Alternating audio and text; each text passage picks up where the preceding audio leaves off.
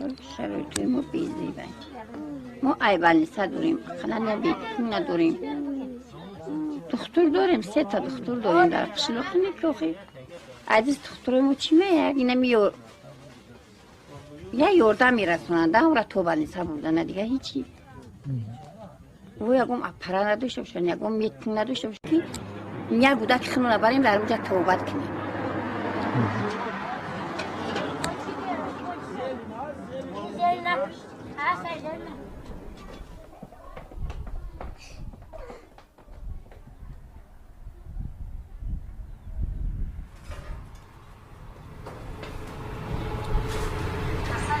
میشوند